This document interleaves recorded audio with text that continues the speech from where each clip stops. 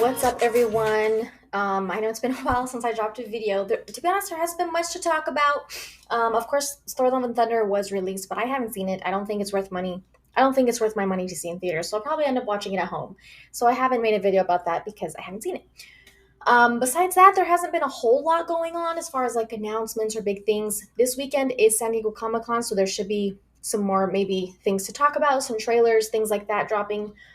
Um, so, in case you are not aware, Zack Snyder's Justice League is available on digital copy now.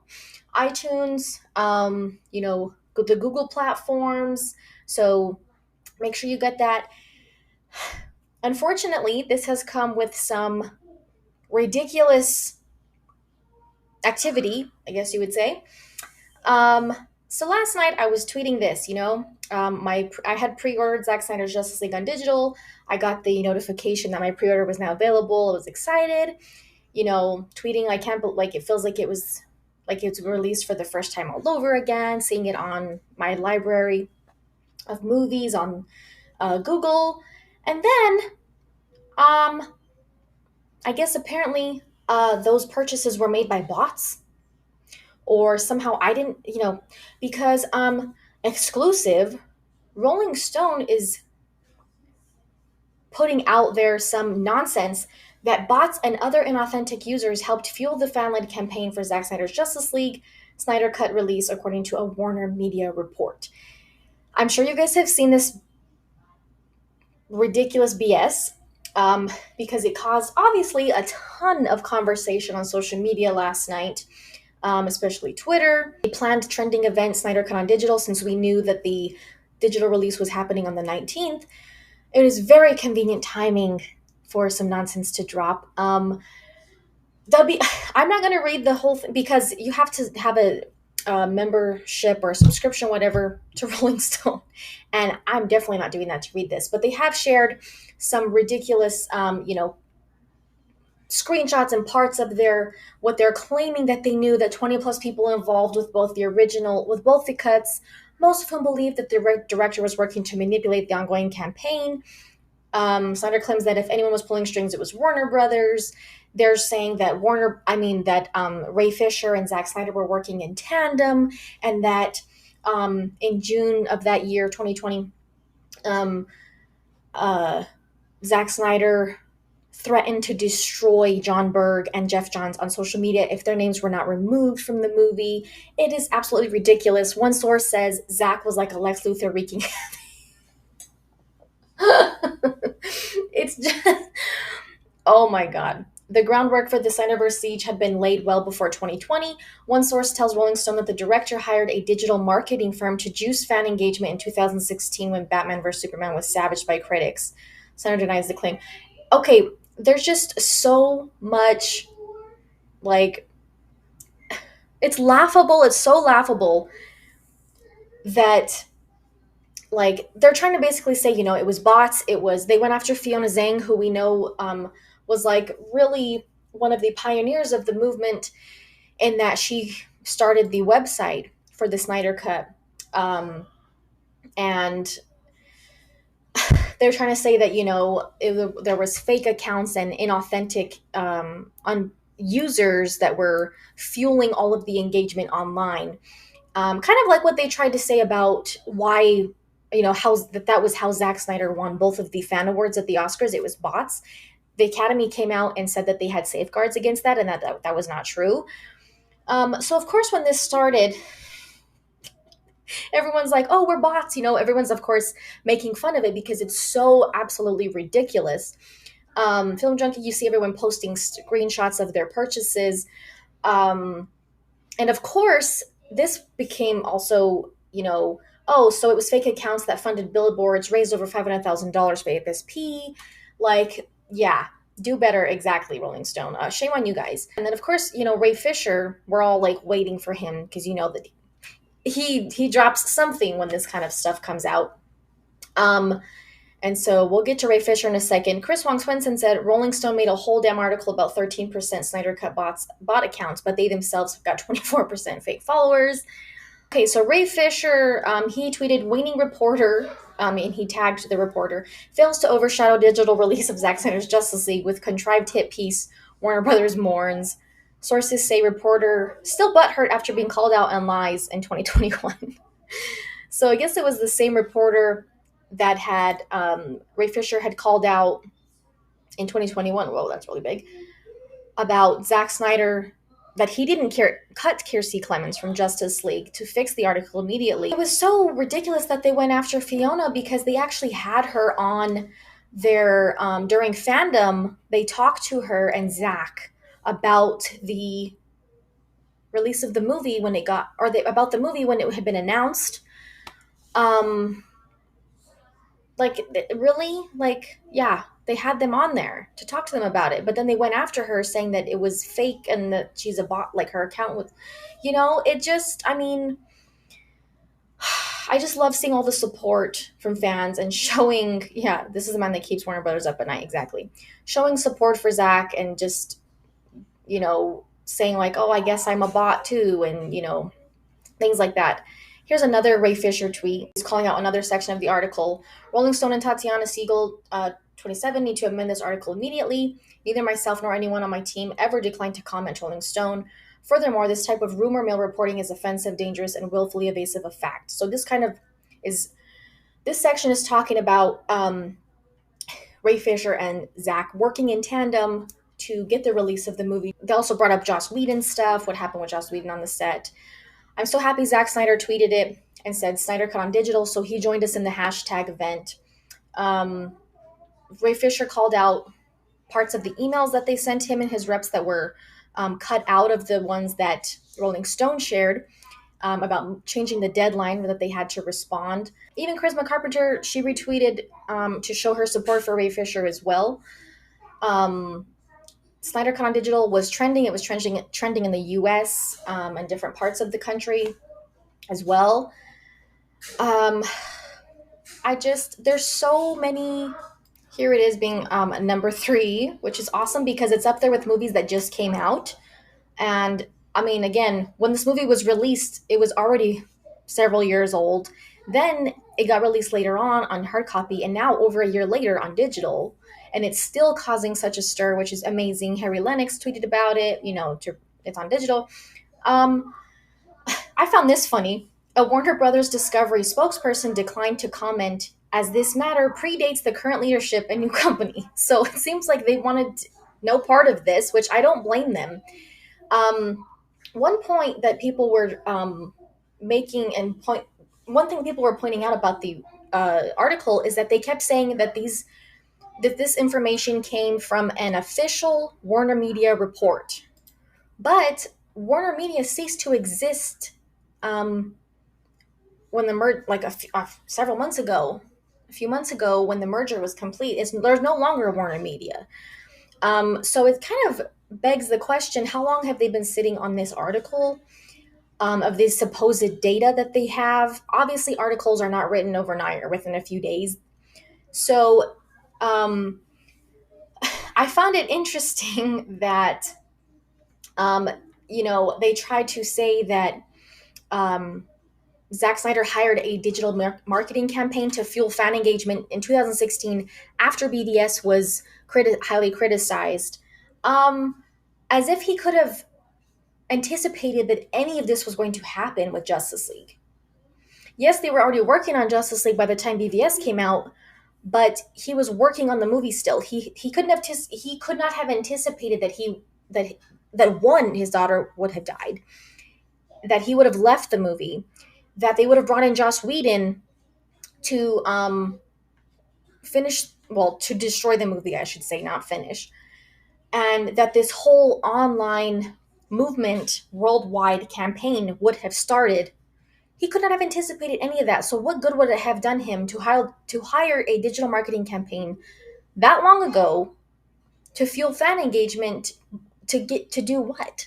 He was already working on Justice League at that time. He wasn't anticipating that that any of that was going to happen, and that he couldn't have anticipated that he wasn't going to finish that movie. And that, like, he knew obviously that everything was a fight. because they didn't want him to make his movie. So obviously he was fighting back and forth with the studio about everything, and he was still shooting what he wanted. But I'm sure he would have, like, could not, who could anticipate that, oh, one day they'll get to see all the other stuff I shot? Of course not.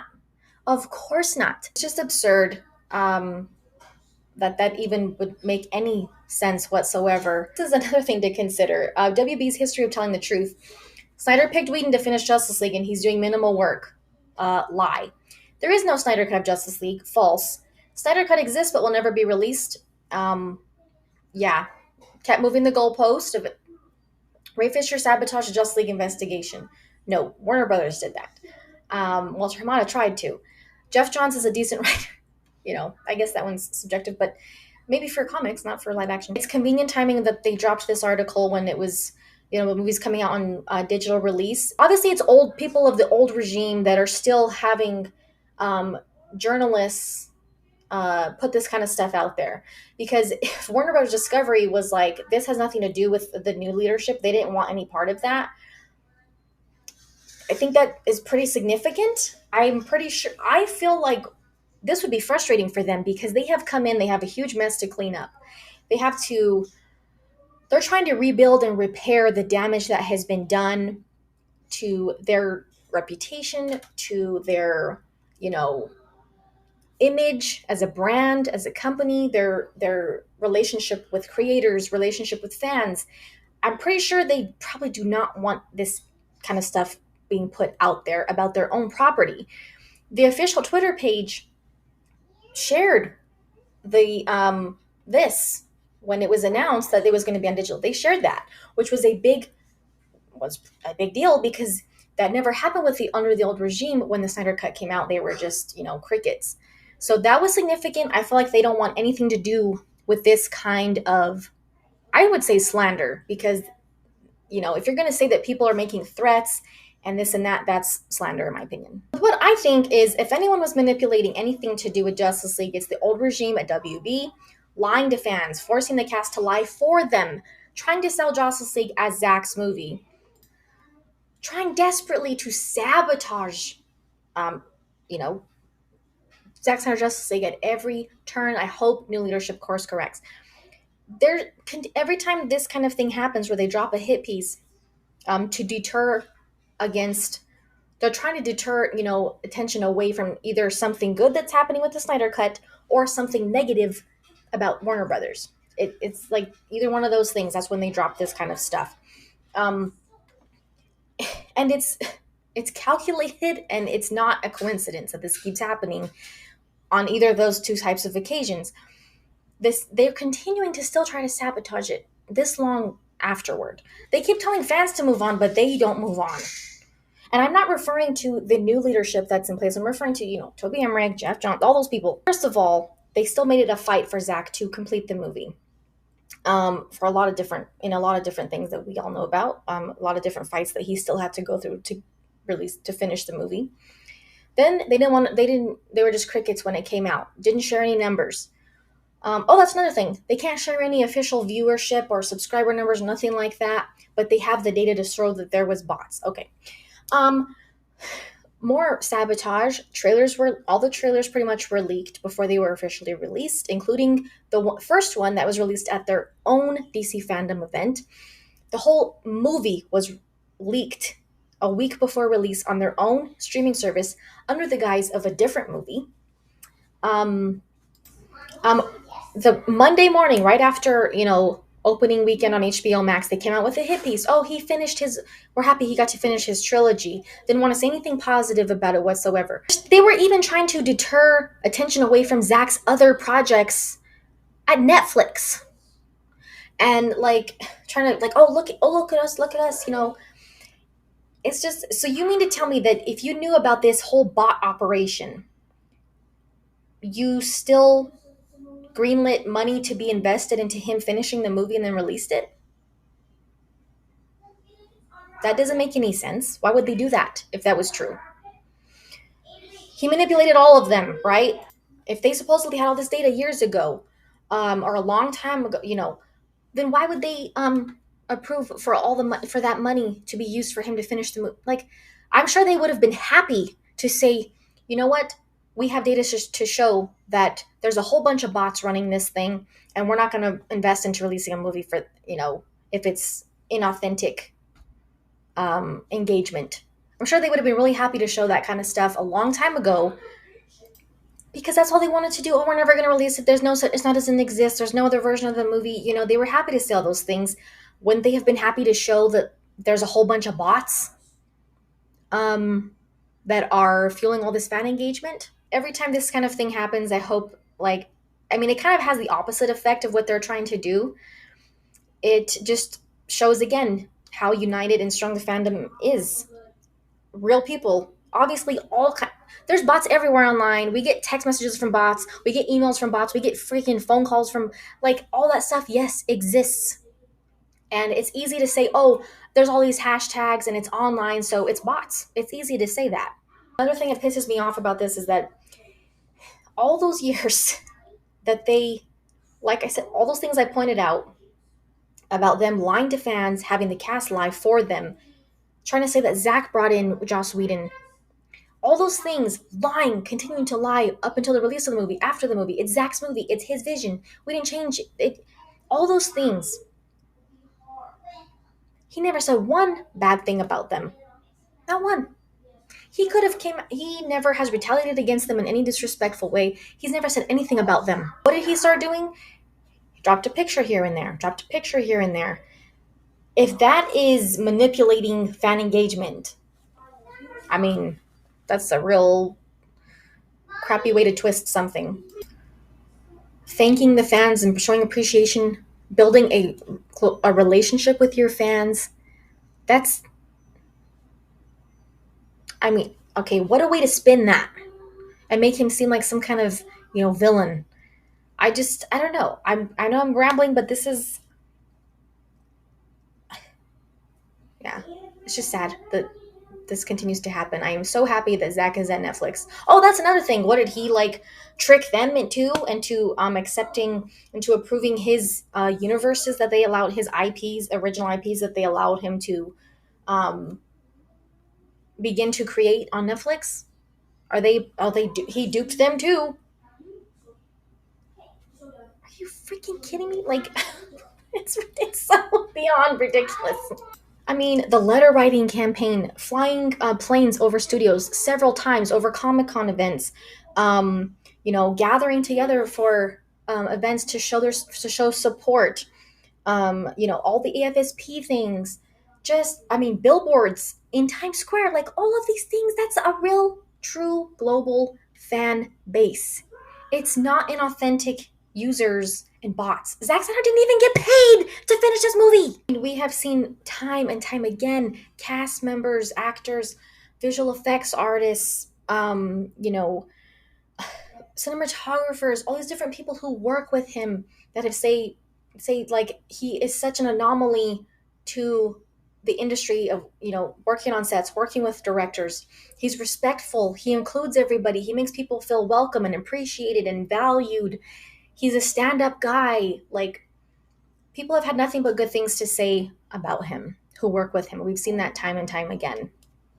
And so I'm just really glad that there's people out there that are willing to say, no, we're not going to let people lie on a good person like that. And for what? For nothing. Because of ego, because they got called out on some, bull crap, because fans are upset that they lied to everybody, that they had cast members lie to everybody, that they were deceived. It's I'm just so happy that him and Deborah and their whole team are being treated much better at Netflix.